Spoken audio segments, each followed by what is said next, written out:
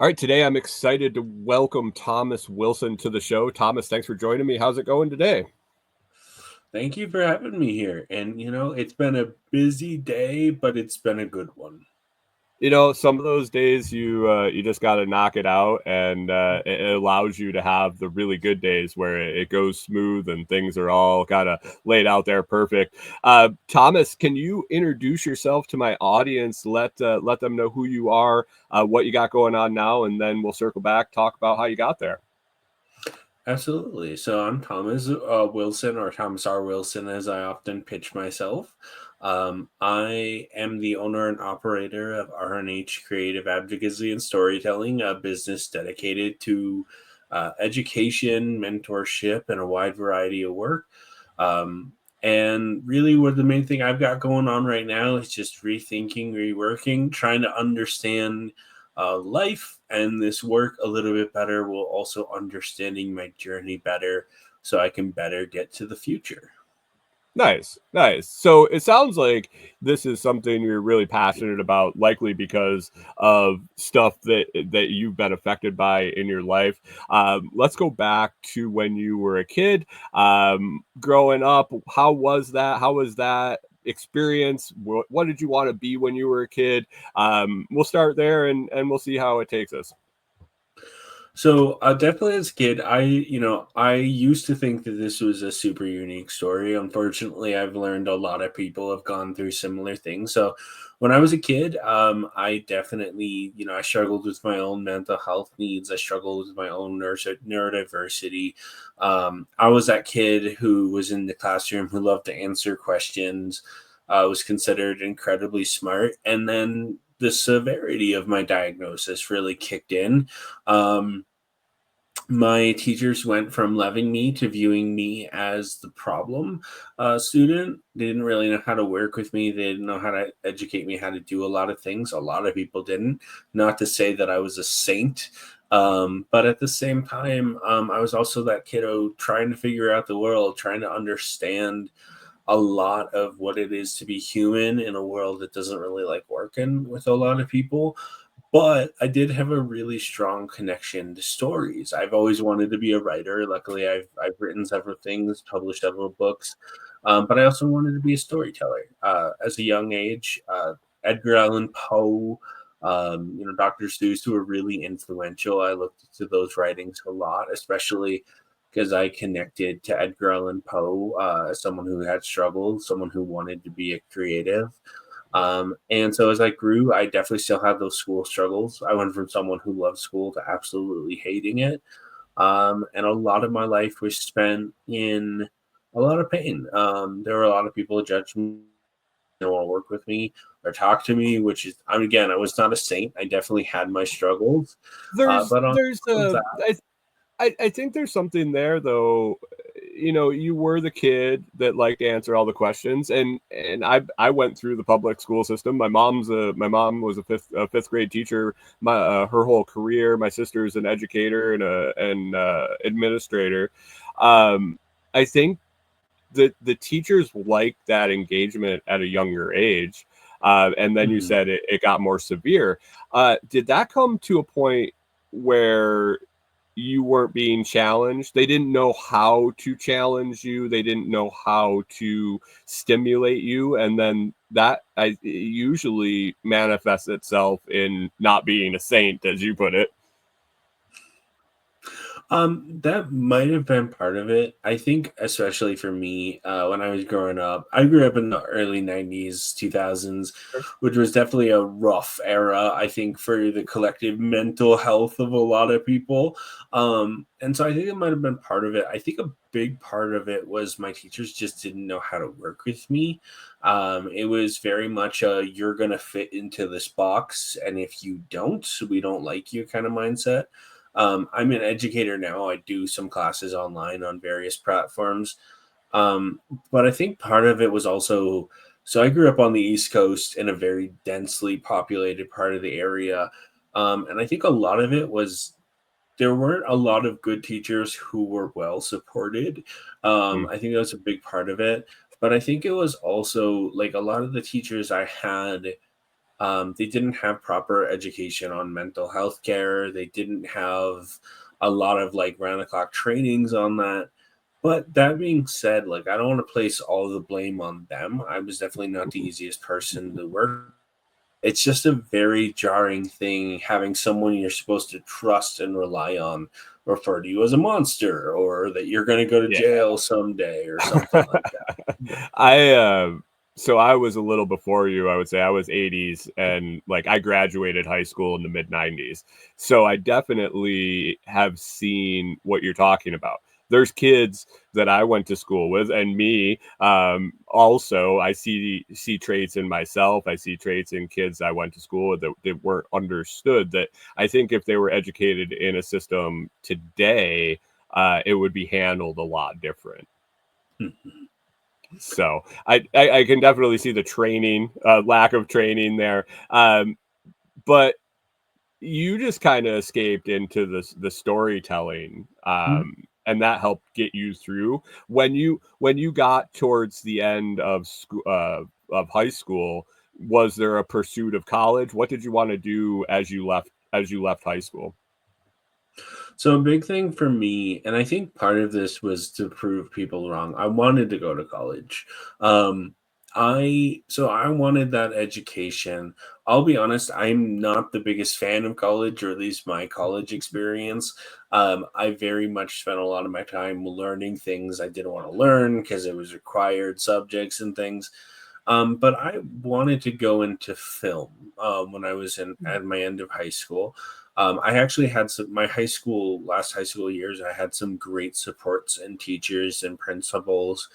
And one of the people behind that basically said, okay, we're worried about you going into a school where you're going to have hundreds of people in a classroom and you're not going to be supported. And he said, how about going to a community college in your area? I was a little hesitant, but I went there. I didn't go for film. Unfortunately, their film program was new. But of all things, I got a degree in poetry. Not something a lot of people go for, I but wouldn't even have thought that that was an option. it's definitely not a lot of things. Like I have friends who went for like archaeology or like humanities, and they're like, no one's I'm never gonna use my degree. And my retort to that is try going for a degree in poetry, right? Like who's gonna Right. hire you with that? Right. But I'm really proud that I did that because it's very unique, but I feel like it's very me. And what I actually studied really continues to help me to this day. I think that that advice you got about not getting lost in just a sea of students was invaluable. I think it probably served you really Mhm. well. It's unfortunate that you didn't pursue that that film study though. I think that would have tied right hand in hand with your love of storytelling. Um, I mean, that's basically what film is converting a story. So, you got your degree in poetry, and where did that lead you?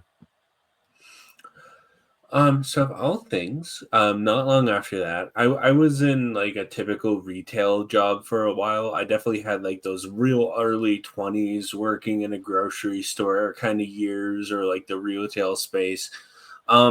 But How did that after before you go on? Um how did that go for you? Being being neurodivergent, having some issues that you're aware of. How accommodating were those jobs? I mean, it seems like it can go either way. so I'm gonna try to make this as PG as I possibly Oh, can. you're fine. Um, I hated working in retail. I was definitely one of those people who didn't get as much accommodation as I needed, but I was also one of those really hard workers. And one of the things I learned in like a grocery retail job is it's not just retail, it's not just food. You're basically working several different retail jobs in Mm, one role, and grocery stores are particularly rough because you're not a cashier. You're working to a degree fast food. You're working 2-degree sales, you're working customer service, you're working physical labor. Like there's a lot of different components to it. And like I actually ended up with people who really loved me. Like my boss, the day that I left, well, as I got closer to leaving that job officially, he took me outside and started talking to me about all the things that he loved about me. And he said, I really don't want you to go, but this is not the place for you. Like you Mm. are meant for bigger and better things. And I thanked him for that. And he just looked me in the eyes and said, yeah, you are not meant to spend your life in retail. Like you need to do something different. He basically said I was too good for the job, Well, which you had I your still niches don't you could fully. excel in too, though. You Mhm. had niches there, and a good manager that understands that can kind of really cultivate you there and give you some success. Absolutely. So you ended up leaving retail because it wasn't your jam. I get it. I was in hospitality for a decade, and now I interact with people when I choose instead of being forced to on a day to day basis. But where did you go from there? So I definitely wandered for a little bit. So I ended up in a local school system as a reading tutor. That was really my first introduction with like a more advanced form of mentorship. I got to work with youth who they were behind on reading, so a couple grades, and I got to help them learn how to read a little bit better. That to my this day is one of my favorite things. I got to see kids who hated reading at the start jump out of their desk and say, "Whoa, I get to read!" As I showed up. Not long after that, I jumbled around a couple jobs, and I ended up at a day program serving people with like neurodiversity, other diagnosis. And then I ended up at my day job where I am now. And I still been there. It's like 12 years now. But I also opened up my business at a point in my life where I was really down on my luck. I was having a really hard time. Many people with a diagnosis know that it's not just, we have to take things day to day, right? Like we have to understand our journey, especially if you have like depression or anxiety or something else. When it comes down to it, one bad thing can throw you off for a month. And so I opened my business at a point where I was like, to I need a change. Like I need something to add to this to kind of motivate myself, to give myself something new. And I remember like laying on a couch and being like, what am I going to do with my life? And I decided I was going to be a storyteller. Like a week and a half later, I registered and opened my business, R&H Creative Advocacy and Storytelling. And then since then, it's kind of been a whirlwind. It has been constant requests, constant efforts, but I've also been able to put in a lot of those mindsets that I wanted as a kid and wanted as someone going through high school and middle school, of like that empathy and person first care. And I do a lot of different events now, from like Dungeon Dragons to storytelling to public speaking, consulting, many, many things. But, and I always say I'm not necessarily grateful for the pain that I went through, but I'm grateful for the lessons learned. Oh, absolutely, absolutely. I have friends that compare military service kind of the same. That's the best. It's the best time I would never do again. You went through it, and you definitely experience the experience was worth the pain. But you would never want to do it again. It Mhm. seemed it what so as you're laying on the couch and you're trying to figure out what you want to do with your life, and your business spins out of that, how did that kind of manifest itself? Did it just popped into your head, I want to be a storyteller? How do you turn that into a business? So for a big thing for me, so with my day job, I had to open a business to begin with in order to do it several years ago. So I had that experience. But when I say I was laying on a couch, like I was definitely at a low point. Like I had been crying for a couple days. I was really hurt real bad, just emotionally and mentally. And I was trying to pour through different opportunities, different things to kind of motivate myself in order to redo some things. And as I was thinking, processing all of these different ideas, these different thought processes, I'm not exactly, it's kind of serendipitous that it popped into my head, but the idea of being a storyteller, being that kid who wanted to, go on stage, tell stories, do things, that came into my mind. And I remember, I will never forget this moment. I was laying on bed and laying on the couch, and that came into my mind, and it literally propelled me off of the couch. Nice. I got it. I got excited. It moved me out of it. And my first thought was after that was, should I do this? And then I had another thought that went through my mind of, this is the first thing that's gotten me out of the couch all day.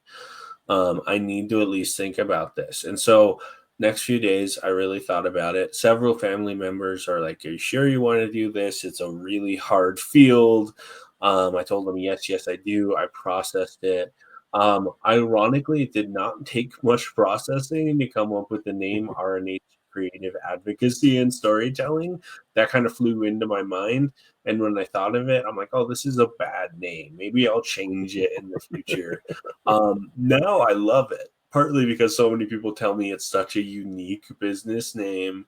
But in those moments, especially after I opened my business, there was a lot of like, did I do the right thing? Did I, Yeah. am I moving in the right direction? Is this just going to put me back on the couch eventually? Or is it going to put me somewhere worse? And those first few months, I'm not going to lie, it was a lot of expenses, a lot of money going in when I didn't have a ton of money, a lot of preparation. And I think the main thing that kept me going was the idea that this is something that could do good, not just for the community, for myself. But I think it was also some connection to those really happy moments when I was a kid. And thinking about the idea of, this is who I wanted to be at a point when I was really struggling when I was younger, give it a try. And it's been, I would say it happens really quickly, or that I'm lucky that it happened. And as many people tell me, including myself, I need to remove the word luck, and start saying the amount of work that I put in, because Yeah, every day, every week, it's a ton of work, especially with how much I do now. for sure. But to this day, it's still that love, that passion for something, especially as I get to sit down with people, tell stories, or have conversations, or advocate, or talk to businesses. All of this stuff is kind of like this amazing kind of tornado of change, not just for the community, but for myself, even if it tends to whirl me around a little bit. Was there a moment, a job that you booked, something that happened that made it really sunk in, that it was okay, 100% go? I've questioned myself, and I feel like you always question. If you're not questioning yourself, you're not making risky enough decisions. But was there something that solidified this is what you need to do? So there were a couple things. So when I opened my business, I think it was like the first 6, 7 months. I didn't really have any income coming in for a while. And there was an organization called Live and Learn Inc. They were launching a program to help people re-entering into society, from a variety of situations, establish their own business, and kind of get in, learn the intricacies of it. And they wanted someone to be a moderator on their website, kind of help guide questions, things like that. And I remember the interview for that. I was like, this is what I'm trying to do. This is what I've done in the past. And the people who were interviewing me just smiled and said, oh, you're perfect for this. Like, you're basically doing what we want to do. And that actually got me some very key money coming in. And then I contacted the autism community stores, like, hey, I've done Dungeons and Dragons in the past, and I have this expertise. do you want someone? It was a couple months of like back and forth and decision making. But when I had my first few events, there were two people who showed up almost continually. One of them was a young lady. I'm not going to say the name just for the sake of privacy, but she was nervous. She had never played. Her parents loved Dungeons and Dragons. Within the first few sessions, she loved it. She was excited. When we had our breaks, she would dance, she would ask questions about the story, engage. And that few months has turned into almost like 3, 4 years of that individual showing up each month, playing a game.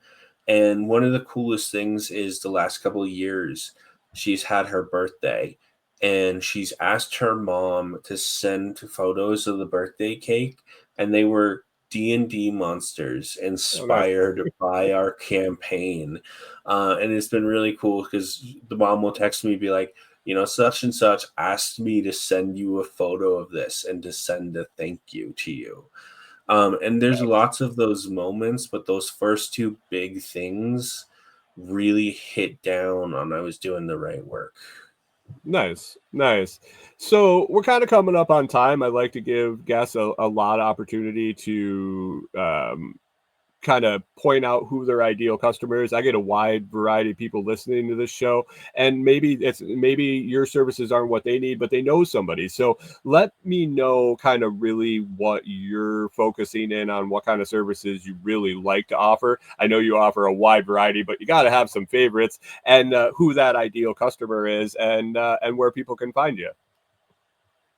Absolutely. So, I mean, the ideal customer for me, I always like to say is someone seeking change. Whether that's education, getting into a classroom, talking to students about the power of storytelling, whether it's a company looking for a public speaker to talk on, the experiences I've mentioned or how to work better with various communities, or even just families looking for a fun D&D game, event spaces looking for a unique and interesting style of gameplay or event. On top of that as well, it's really hones down to me that I want to work with people who want to do the work. Like, I realize not everyone is gonna want a sensory friendly event, or they're going to want a public speaker, but the biggest thing to me is people who want to help inspire change, want to develop programs or create ideas that are going to have a long lasting impact. I'm currently working on expanding a lot of my phrasing, and in that, I have a lot of opportunity to educate people. At the end of the day, though, if people are, gonna turn down the idea of just helping someone outside of their scope, it's not always the people for me, or even people who are going to hear what I say and get frustrated. Like, I understand what I say is not for everyone, it's not designed for everyone. But at the end of the day, I want to work with communities that want to grow, want to understand, and want to work better. And on top of that, I'll make sure that all of my links are provided, as well as like my website, my link tree, my LinkedIn. I will be honest, I have several social media things on there. I am taking a break just because I try to always make sure that if social media doesn't bring me joy, I'm not on it, though I love having these conversations. And on top of that, my email will also be provided. And wherever you're listening, if you have a question or want to be that person who wants to learn, or even know someone who could use someone to help them inspire loving learning, um, I feel free to ask me questions. I always love them. I don't think that they should be ignored, and I want to make sure to help and listen and understand what you need, even if it's a simple question. Awesome. Thomas, I appreciate it. I will definitely grab all that information. I'll get that in the video and the audio descriptions. And I appreciate you being here. Best of luck with everything you got going on. And I hope to talk to you soon. Absolutely. Me too.